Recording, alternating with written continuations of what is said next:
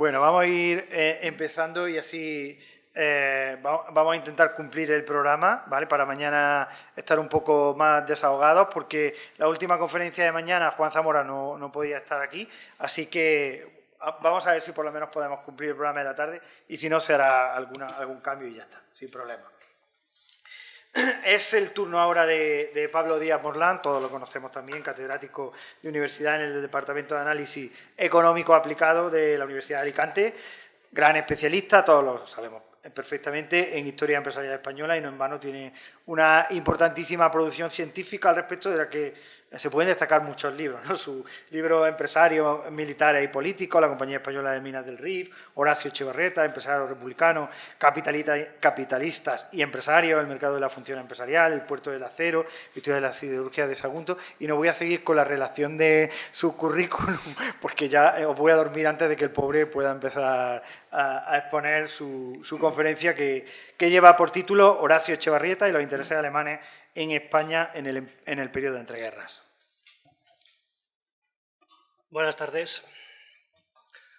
Te iba a dar las gracias por invitarme a venir y lo voy a mantener, aunque quizá la próxima vez la hora y el ligerillo ágape que hemos tomado hace un rato, igual habría que también concatenarlo mejor, pero bueno, muchas gracias por invitarme, Raúl, para hablar de un tema del cual escribí hace más de 20 años, investigué hace más de 20 años y bueno, la verdad es que en este sentido sí que tengo un cierto apuro porque aunque he intentado ponerme al día, tampoco se ha escrito mucho más. Igual aquí alguien puede decirme alguna nueva referencia que he estado buscando. Voy a hablar sobre un episodio que quizá no es demasiado conocido, son los intereses alemanes en España en el periodo de entreguerras. En primer lugar, voy a hablar de un triángulo de intereses que se creó entre los alemanes, el Estado español, España y un empresario bastante curioso, Horacio Echevarrieta. Después hablaré del desarrollo de esa colaboración, de la colaboración que tuvieron, con una mención especial a Iberia, compañía aérea de transportes, pues ellos la fundaron, y finalmente un desenlace de cómo fue la colaboración y unas pequeñas conclusiones. Bien, todo esto tiene que empezar por una fecha, y la fecha es 1922, cuando tiene lugar el acuerdo de Rapallo entre la Unión Soviética y Alemania, que en realidad es un acuerdo que surge porque estos dos países están buscando una forma de, digamos, desempeñar un papel mayor en el mundo en ese momento cuando Inglaterra y Francia se lo están repartiendo en la conferencia de Génova que está teniendo lugar justo al lado.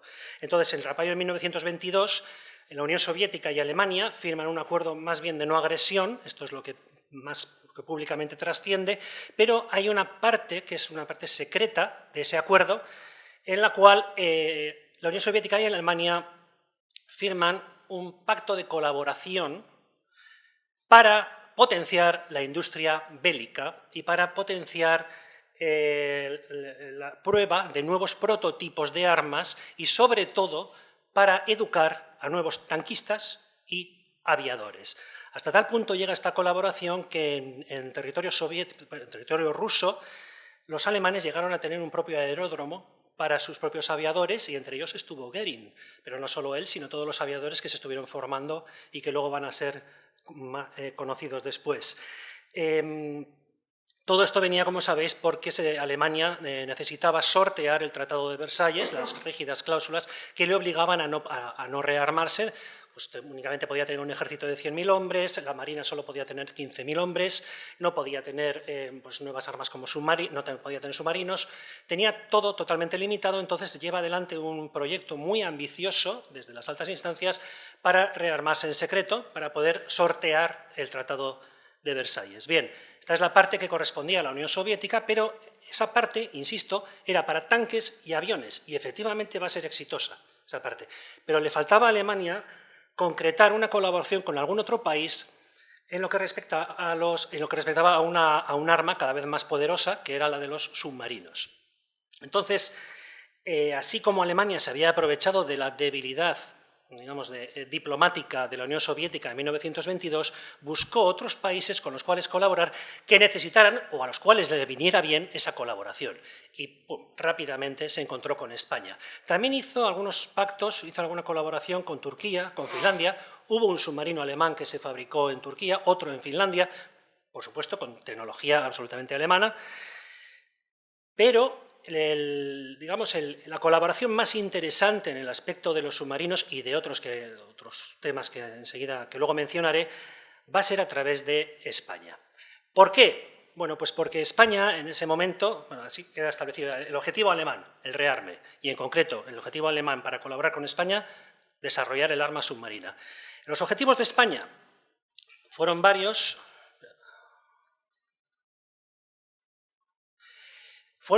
Aunque la mayoría de ellos estaban bastante relacionados. El principal, a partir de 1923, con la política de Primo de Rivera, pasaba por aumentar la importancia de España en la política mediterránea y, sobre todo, fortalecer su posición en el Estrecho.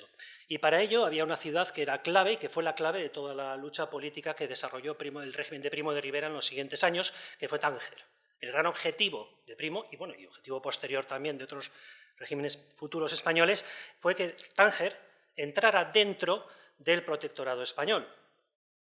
¿Qué pasaba? Pues que el statu quo estaba establecido por Inglaterra y por Francia, que no querían oír hablar de que Tánger fuera española. Entonces, el Primo, esto está estudiado por varios autores, Primo, digamos que jugó a dos cartas. La primera era, no voy a dejar de llevarme bien con los aliados de siempre, con Francia, con Inglaterra, pero al mismo tiempo voy a potenciar una posible alianza con otro país que en estos momentos quiere desarrollar un mayor papel en el Mediterráneo. Ese papel era Italia, a partir de 1922, con Mussolini en el poder. Bien, esa era la opción alternativa, la opción gamberra no voy a decir, pero sí una opción ambiciosa de decir, si no me das Tánger, Francia sobre todo, mirando a Francia, si no me das Tánger, fíjate que me voy a liar con Italia. Y por cierto, en el medio están las Islas Baleares y sobre todo está el puerto de Mahón, que como bien sabían los ingleses, desde que cogieron Gibraltar, también cogieron Mahón. ¿Por qué? Porque es el puerto natural más importante entre Francia y Argelia, es el puerto natural más importante de toda la zona. Así que nosotros militarmente no contábamos mucho, pero geográficamente sí. Bien, junto a el fortalecimiento de... Si grito es porque estoy viendo a alguien que se duerme. No le voy a culpar, después de, como he dicho antes, el ligero ágape, pero como hago con mis alumnos, voy a gritar. Bien. Junto a ese objetivo fundamental de fortalecer la posición española estaba el del rearme naval. Entonces, este era un segundo objetivo. Claro, esto ya se notó en 1924, cuando Primo ordenó abandonar la Conferencia de Roma, que estaba tratando de limitar precisamente esos rearmes navales que se estaban produciendo. Primo abandona la Conferencia de Roma. ¿Qué mensaje está lanzando? Vamos a rearmarnos nosotros. España tiene que ser más potente precisamente para fortalecer su política mediterránea. Y al mismo tiempo se trataba, y esto ya era todavía más ambicioso, de crear una industria bélica nacional que no dependiera exclusivamente, en el tema de la industria naval, que no dependiera exclusivamente de la Vickers, como había estado ocurriendo a través de la Sociedad Española de Construcción Naval desde 1908. Había habido varios programas, varias leyes de industria naval y siempre habían dependido en un altísimo porcentaje de tecnología inglesa. ¿Cuál era la opción alternativa? La opción alternativa era la tecnología alemana. Entonces, había vamos a decir, una tentación dentro del régimen de Primo por acercarse a los alemanes. Y, por supuesto, luego estaba un objetivo secundario, pero también importante, que era dar trabajo a los astilleros, porque, como luego diré, a partir de 1922, por supuesto, la marina mercante y, como consecuencia, los astilleros van a tener una grave crisis de trabajo que va a intentar ser más o menos solucionada por el régimen de Primo. Bien, así pues, apoyar a los alemanes y a Italia en el Mediterráneo era como digamos, una alternativa a la alianza tradicional con Francia y con Inglaterra. Y detrás de todo esto estaban los grupos empresariales. Bien. Y ya nos queda la tercera pata del banco, aunque bueno, luego hablaré de algunos personajes que dentro del régimen eran más partidarios. Solamente voy a mencionar uno. Alfonso XIII, se sabe porque hay suficientes testimonios, era muy partidario de la colaboración con Alemania y de hecho se lo transmitió personalmente, por supuesto a Primo, pero también se lo transmitió personalmente varias veces al personaje del que voy a hablar ahora, que es Horacio Echevarrieta. Horacio Echevarrieta es el prototipo de un heredero de una de estas grandes fortunas mineras que se crean a finales del siglo XIX en Vizcaya. Lo que pasa es que su padre muere en 1902, él hereda la dirección de la Casa Echevarrieta y Larrínaga, Y diversifica, bueno, diversifica, integra, hace de todo, salvo meterse siderúrgico. Eso no lo hace así como otros vizcaínos sí que lo hicieron, él no, pero él sí que se convierte en naviero. Aquí es donde voy a hilar mi discurso. Se convierte en naviero y hasta tal punto que cuando estalla la Primera Guerra Mundial, en 1914, la Casa Etxebarrieta y Larrinaga es la quinta marina mercante de España. Tiene en total 11 barcos. Y bueno, pues como todos sabéis, el transcurso de la Primera Guerra Mundial, la coyuntura para quien tuviera un barco, para quien tuviera una empresa naviera, pues fue algo monstruoso en cuanto a beneficios. Es decir, bastaba un solo viaje exitoso a Inglaterra llevando mineral para amortizar el barco que habías comprado antes de la guerra. Un solo viaje. Ahora bien, tenía que ser exitoso, es decir, tenía que volver. ¿Cuál fue el problema a partir de cierto momento, de 1915?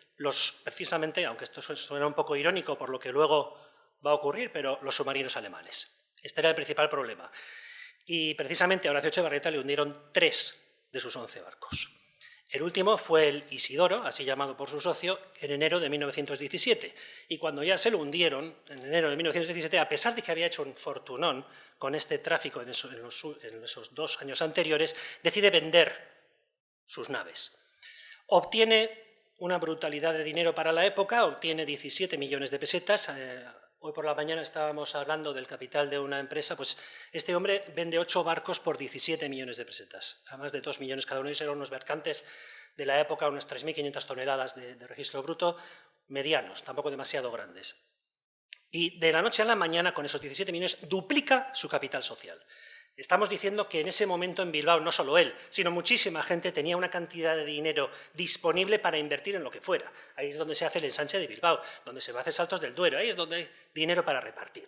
Ahí es donde coge fama el millonario bilbaíno, que se lo gasta todo en inversiones y en invitar a la gente por España, y que injustamente es una fama que todavía tenemos hoy. Injustamente porque desde hace un siglo no invitamos tanto. Pero entonces sí. Y Horacio Etxebarrieta lo que hace es... no abandona el mundo del mar, deja de ser naviero, pero lo que hace es convertirse en constructor naval. ¿Por qué? Porque es un gran negocio en ese momento. Precisamente lo acaba de vivir como vendedor, lo va a vivir a partir de ese momento como proveedor. Vendedor de barcos lo va a vivir ahora como constructor de naves. ¿Cuál es el astillero que va a comprar? Pues los astilleros de Cádiz, porque en esos momentos llevan bastante tiempo arruinados, han pasado una mala época, se ha intentado rescatar desde hace tiempo, pero no se ha conseguido, y Horacio Etxebarrieta los va a comprar por una cifra no muy grande, pero sí va a hacer una enorme inversión en modernizarlos. A partir de ese momento se convierte en constructor naval y va a hacer una cosa además que no es tan habitual entonces, y es construir barcos sin pedido. Va a construir 5 mercantes, no muy grandes, sin pedido. Los va a vender los 5, va a construir alguno más, y a partir de 1922 llega la sequía absoluta de pedidos en realidad a todos los astilleros, pero sobre todo al suyo.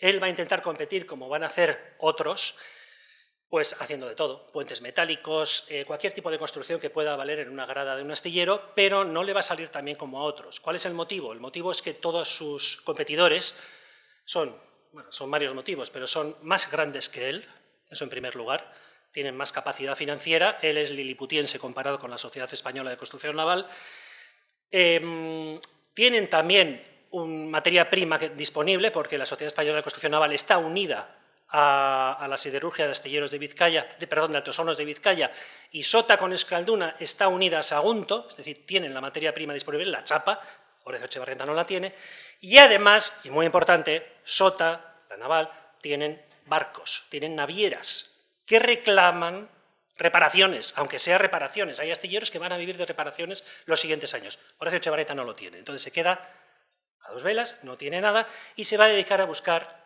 una alternativa, para no quebrar, porque además en esa época y durante mucho tiempo, salvo en grandes épocas de bonanza, que suelen ser las guerras, pero luego van a ser en los años 50, los astilleros son, como luego se ha dicho, de las compañías aéreas, son la quiebra de muchísimas fortunas, y lo han sido en algunos momentos. Bien, entonces, este es, para que os hagáis una idea sin más, esto rápidamente es la construcción, lo que le corresponde a Etxebarrieta en los años de 1918 a 1930, llegó a tener un 25% de la construcción de tonelaje de registro bruto en España en 1920, pero es que luego el porcentaje fue 0 hasta que ya se recuperó en 1928. Y este es el capital, aunque se ve muy pequeñito, pero Horacio Etxebarrieta, comparado con la Sociedad Española de Construcción Naval, no es nada, es la 20ª parte del capital social, ¿no? Desembolsado. Bien, esto es una fotillos que he ido metiendo. Este es uno de los ejemplos de barco mercante no muy grande, pequeñito, que construyó sin pedido. Este es el Gadir, aunque no se ve muy bien. Y este es el que por fin consiguió en 1925, y aquí voy a volver a hilar con el tema. Este es el Juan Sebastián Elcano, que le encargó el Primo de Rivera, que le encargaron en 1925 y que votó en 1927, si no recuerdo mal. Este es el barco conocido por todos, el buque escuela. Bien, a partir de ese momento empiezan los contactos. Es que yo aquí esta mañana, cuando he oído hablar de que la instrumentación recíproca no es un concepto aceptable y tal, yo decía, pues será que estoy estudiando a gente muy rara, porque me sale en lo de Marruecos y me sale ahora con Horacio Etxebarrieta también, y no pensaba decirlo, pero es que aquí hay una instrumentación recíproca. Y fíjate que una cosa, te lo digo a ti, Juan Antonio, o sea, no me gusta el concepto, pero es que no paro de encontrármelo, y si no paro de encontrármelo, algo tendrá. Entonces, ¿qué ocurre? Pues que se van a utilizar unos a otros. Horacio Etxebarrieta necesita entrar en estos procesos, en esta colaboración con los técnicos alemanes y con el Estado español. Y el Estado español ve con buenos ojos la colaboración, porque, como digo antes, ha sido una alternativa a lo de siempre, a la tecnología de Vickers. Y así van a empezar. ¿Cómo van a empezar? Bueno, pues hay un señor también muy curioso en esta historia, que es Wilhelm Canaris, que en esos momentos está de agregado cultural de la Embajada Alemana en Madrid. De agregado cultural tiene bastante poco, pero sí va a servir para aprender español y sobre todo para hilar esta relación. Horacio Etxebarrieta va a contratar a dos personas interesantes, que son Daniel de Araoz, barón de Sacrolirio, y Luis Cervera Jacome, de la familia de los Cervera, que son sus contactos, el primero con la aviación y el segundo con la marina. Pero es que aparte de eso va a tener muchos contactos políticos con los cuales se va a poder relacionar dentro del mundo del directorio, dentro del mundo de Primo de Rivera. Uno de los más importantes, y enseguida me voy a referir más a él, uno de los más importantes va a ser Mateo García de los Reyes. También por eso os oigo, perdona que os mencione tanto, pero cuando os oigo hablar sobre el tema de las relaciones entre política y economía, etcétera, yo creo que van mucho más allá, por supuesto, y eso lo sabéis, que el tema de los consejos de administración y que las puertas giratorias. Esto lo sabemos y lo hemos comentado muchas veces. Pero es que además la forma de hacerlo es muy simple. Esto es a sueldo. Horacio Etxebarrieta fue diputado, por supuesto que sí, era uno seguramente de los que os aparecen por ahí a vosotros, pero no necesitaba ser diputado, tenía 4 diputados a sueldo, uno solo exclusivamente para Saltos del Duero.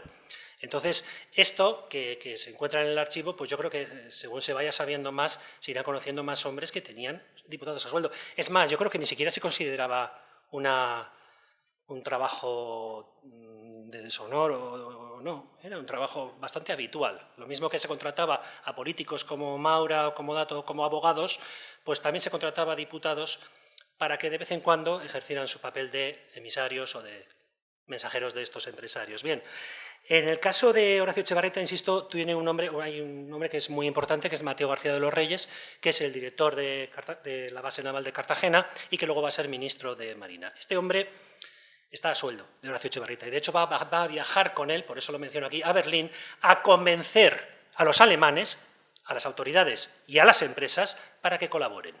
No hace falta convencerles mucho, los alemanes ya saben a dónde tienen que ir. Y es lo que van a hacer. Además del submarino, del que enseguida hablaré, pues va a haber varias formas de colaboración y una de ellas en la cual está muy interesada el gobierno español es la Fábrica Nacional de Torpedos, muy relacionada con los submarinos, que se va a iniciar a las afueras del astillero. El plan inicial es que se van a fabricar 1000 torpedos a 70.000 pesetas cada uno. Estamos hablando de unos ingresos de 70 millones para Horacio Etxebarrieta muy importantes. Horacio Etxebarrieta va a construir la fábrica, va a fabricar esos torpedos y después va a entregar la fábrica al Estado.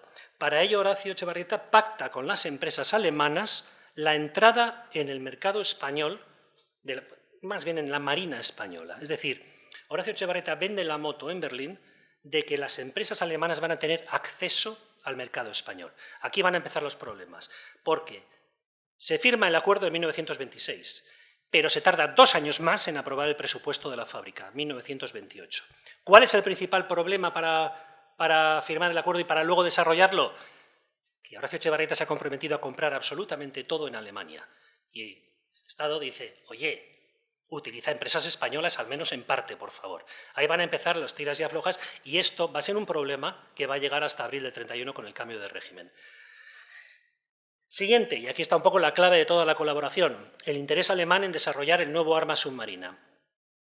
Ha habido varias leyes, bueno, la más importante quizá fue la Ley Miranda de 1915, en la que se establecía que España tenía que tener 28 submarinos. Se apostaba fuertemente por este arma. La Vickers, a través de la Sociedad Española de Construcción Naval, había construido los tipos B y C,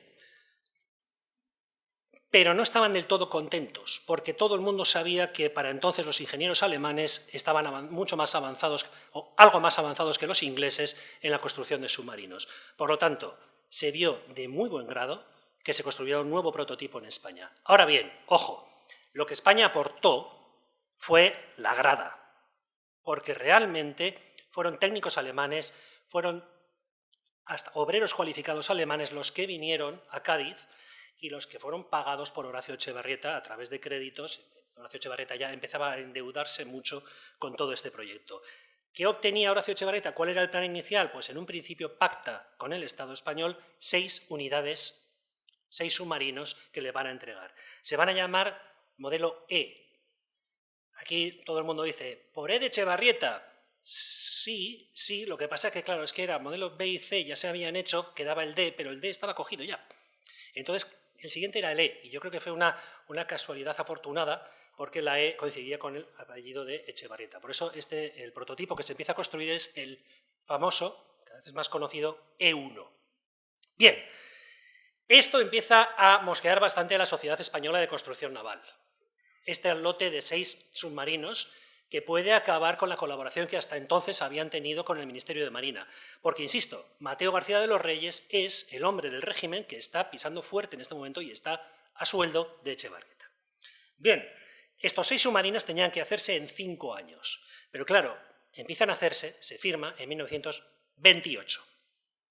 Claro, en abril de 1929 se coloca la quilla. Bueno, luego ya es que hay más cosas, pero me gustaría... Bueno, este es Virgen Canaris, conocido por todo el mundo. Este es el submarino, no sé si se ve bien.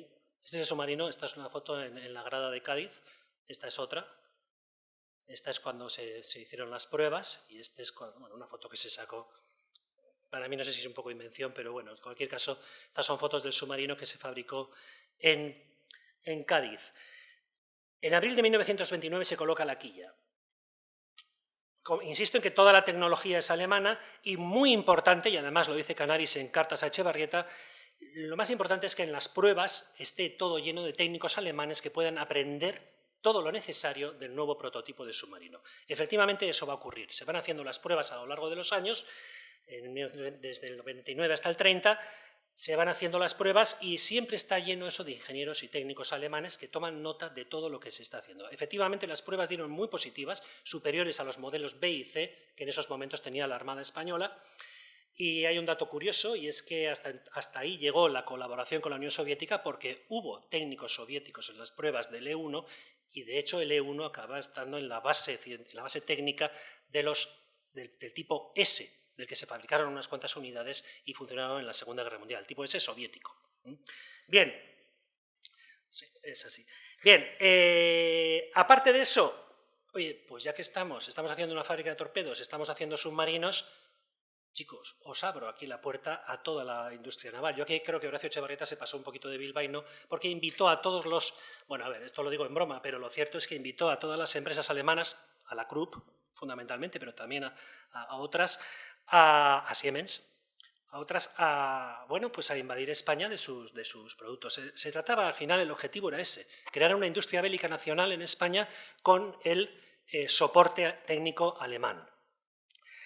Bien, como digo, ya puestos, Primo es el que invita a Horacio Echevarrieta a que se presente al concurso para el monopolio de petróleos que se está haciendo, que se convoca en junio de 1927. Yo tengo la cosa de que fue Primo, pero puede que simplemente se tratara de varias conversaciones. En cualquier caso, como sabemos bien, el Banco Urquijo se presentó junto con intereses ingleses. Juan Marc, con Petróleos Portopí, tenían detrás, se supone, a Francia y a Estados Unidos, y Horacio Echevarrieta tenía detrás los intereses alemanes y se presenta impulsado, parece en persona, por Primo. Pierde el monopolio pero recibe un premio de consolación, y además es que así lo dicen en las cartas que se cruzan entre sus apoderados. El premio de consolación es un buquetanque, valorado en 20 millones de pesetas, que va a hacer en los astilleros de Cádiz. Y después otro más, 40 millones ya de facturación. Con esto Horacio Etxebarrieta se frota las manos. No me han dado el monopolio, pero al menos salvo la cara frente a los alemanes. Digo, sigo siendo un hombre poderoso en el régimen y además tengo trabajo para mis astilleros. Esto ocurre en julio de 1928. Y ya que estamos, seguimos con la colaboración. Un nuevo sistema de dirección de tiro, con Siemens. Pero ya no solo eso. Lo que se propone en las reuniones en Berlín y en Madrid, entre los alemanes y la casa de Etxebarrieta, son todo lo que tenga que ver con la Armada, que es hidroplanos, minas submarinas, cargas antisubmarinas, lanchas rápidas y aviones torpederos incluso.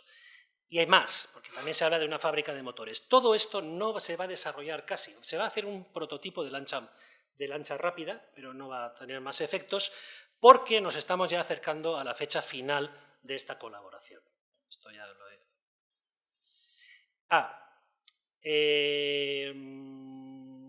sí, esto es el tipo 7. No sé si aquí hay alguien que sepa de los submarinos que se utilizaron en la Segunda Guerra Mundial.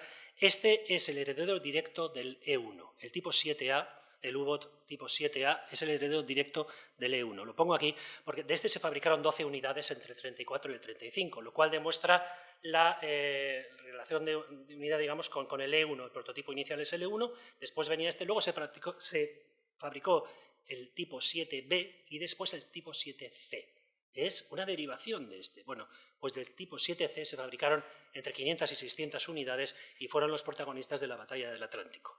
Lo digo porque mi conclusión final va a ser: Alemania sí cumplió su objetivo. Bien,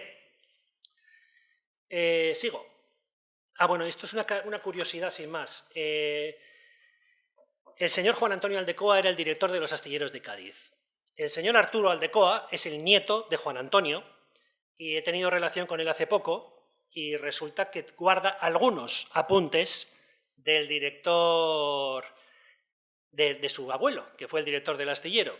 Y entre estos apuntes, él me insistía en que ha visto motores a reacción. ¿Sabéis? Es algo que...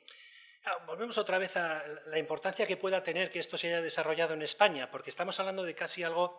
Es real, es auténtico. Aquí se empezó a hablar de eso, pero no llegó a término, como sabéis, ¿no? Como os podéis imaginar. Sin más, y me enseñó esto, que bueno, lo pongo como una curiosidad. Pero esto también me recuerda a la curiosidad de que en España fue la primera vez que el Bessemer se llevó adelante, pero luego no tuvo ningún efecto económico real. Entonces, estamos hablando de invento o de innovación. Pues si hablamos de innovación, hay que hablar de consecuencias económicas. Esto no las tuvo. Vale, entonces, sin más, lo pongo como curiosidad. Parece ser que algo hubo. Aunque yo venga a insistirle en que saque de una vez algo sobre su abuelo, pero el hombre pues se me resiste. Bien. Dentro de toda la colaboración, hoy hay un caso especial, que además fue el interés inicial también de esta conferencia, que fue el de la creación de Iberia. En un primer momento, bueno, la Deutsche Lufthansa se crea precisamente en 1926 y es en ese mismo año cuando ya muestra interés en que haya una empresa española que por supuesto va a ser una filial alemana. Es el Aeroyoiz español, que al año siguiente, el 28 de marzo de 1927, se va a fundar como Iberia Compañía Aérea de Transportes. Bien, los apoderados de la casa, y sobre todo el barón de Sacrolirio, Daniel de Araoz, este hombre que tenía Horacio Etxebarrieta para sus asuntos aeronáuticos, siempre van a hablar del contrato que firmaron con los alemanes como un contrato leonino. ¿Qué significa esto? Pues que además de puntilloso, hasta el extremo y de condicionado, era sobre todo esclavizante. Es decir, todo, absolutamente todo en Iberia, de la Iberia del primer momento, fue alemán. Todo fue obligadamente alemán. Los técnicos... Se permitió que hubiera pilotos españoles que se fueran formando, pero en un primer momento los aviones y todo era alemán. Bien, ¿cuál era el interés real de Alemania en crear esta sociedad? Hombre, pues lo que había detrás, por supuesto, era Sudamérica.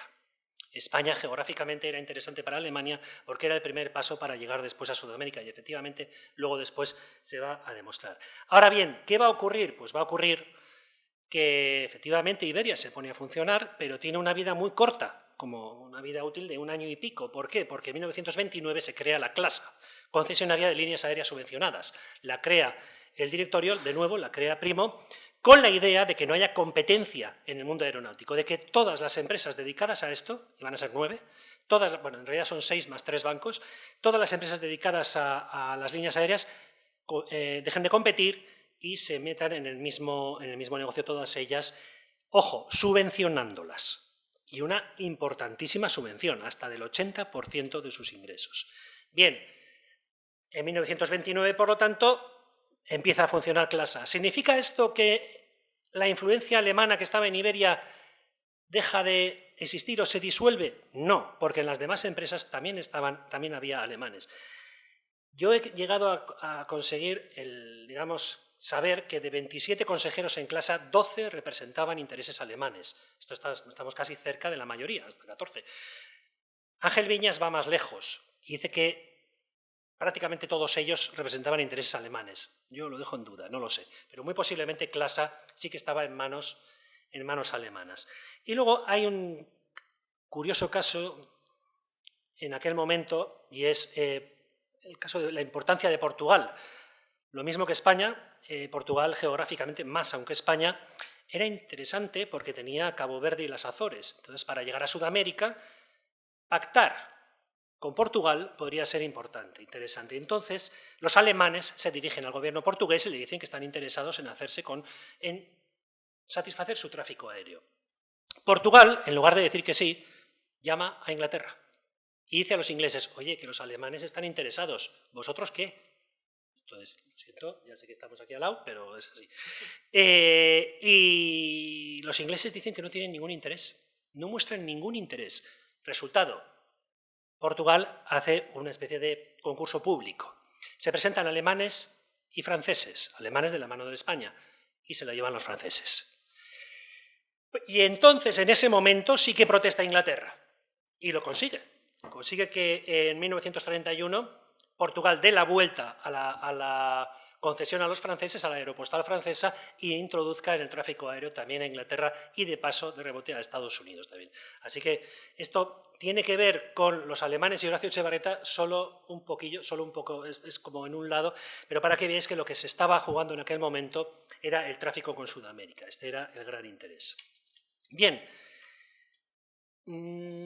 Bueno, estos son los resultados económicos de CLASA, solamente estuvo 2 años, y esto solamente lo pongo aquí para que veáis una cosa. El número de viajeros por vuelo era de 5. Las plazas eran entre 10 y 12. Al menos estos son los datos que yo tengo. Alguna vez me los han puesto en duda, pero yo es lo que me he encontrado. Los ingresos comerciales no llegaban ni al 20% de los ingresos totales que tenía CLASA, es decir, era una actividad muy subvencionada en un principio. Este es el Rothbard, el avión que obligó a Alemania, que la Deutsche Lufthansa a comprar a Iberia. Este es otro. Y este es el Junkers G24, también alemán, empleado por CLASA.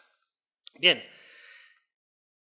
hay un momento en el cual Horacio Etxebarrieta está en la cúspide de la influencia con Primo de Rivera y tiene encargos por valor de más de 200 millones de pesetas, lo cual es una cifra muy elevada para la época. Ese momento es 1928-29.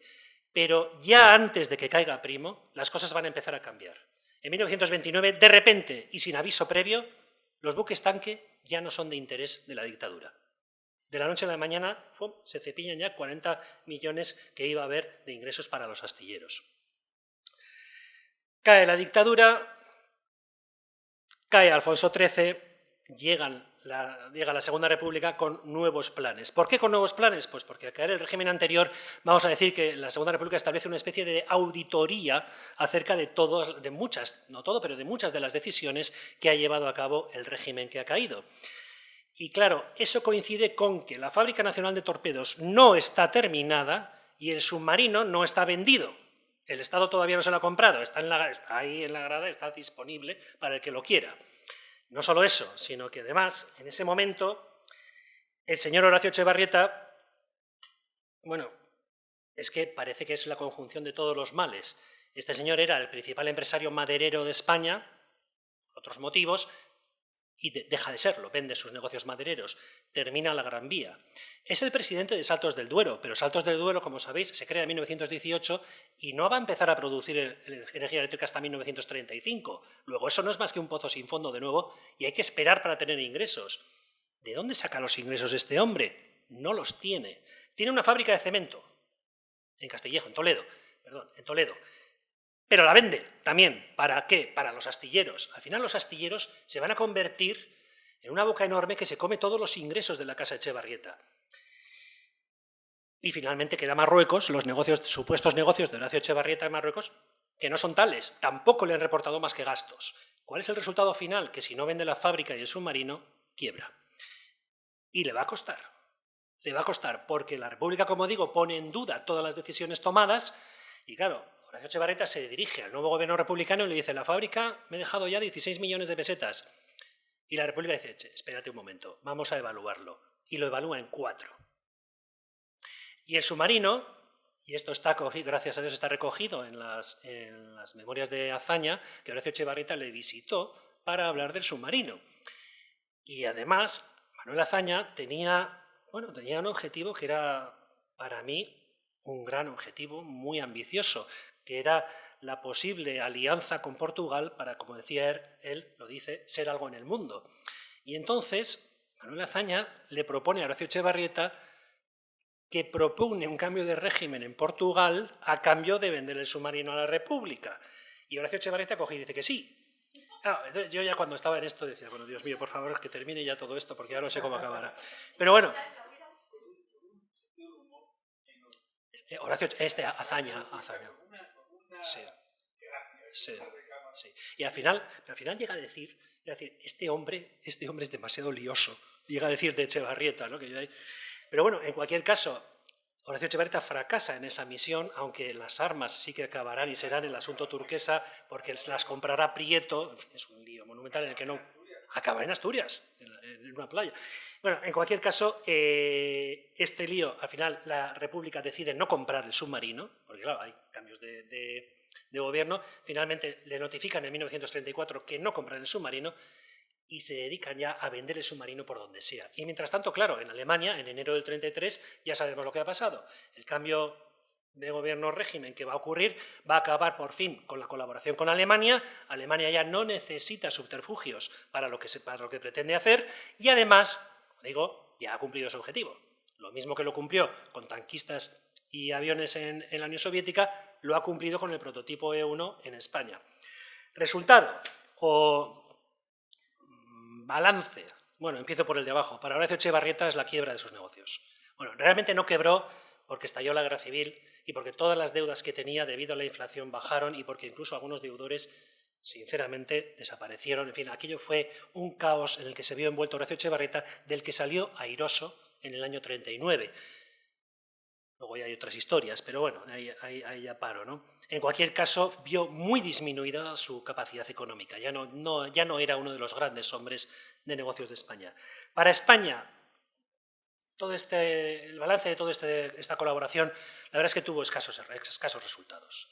No se podía tal vez hablar de algún mínimo efecto de arrastre, pues habría que verlo. Yo, con lo de la Sociedad Española de Construcción Naval, leía a Alberto Lozano, cuando hablaba de que habían aprendido toda la tecnología de la Vickers e incluso ya podían vender más barato que la Vickers.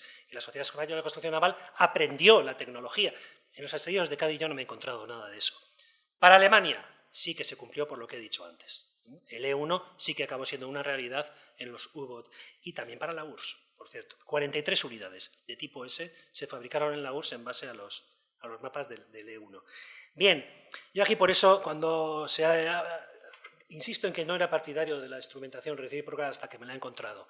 Y aquí lo tengo clarísimo. O sea, aquí se utiliza Horacio Echevarrieta y Horacio Echevarrieta utiliza todos esos intereses que he mencionado. Pero claro, sus objetivos eran... Y ya termino, ¿eh? Ya está, ¿no? No, estoy bien. Sus objetivos eran, bueno, por supuesto, convertir su astillero de Cádiz en un gran negocio, pero aparte, salir de la quiebra a la que se veía abocado, pero aparte de eso, Horacio Echevarrieta quiso ser el suministrador casi monopolista para la industria bélica española, al menos para los barcos, para la Armada. Quiso meterse en un montón de negocios distintos y al final todo eso lo hizo, digamos, apoyándose en objetivos políticos, militares, estratégicos de España y de Alemania. Entonces, hay una instrumentación, pero es que, por el otro lado, es una instrumentación recíproca porque Alemania y España utilizan la quiebra o las dificultades de Horacio Etxebarrieta para hacer valer sus propios intereses. Por lo tanto, si queréis, encontramos otra forma mejor de explicarlo, pero yo, la verdad, tengo que reconocer mi humildad, porque al principio no me gustaba, pero así queda la cosa. Y ya está. Muchas gracias.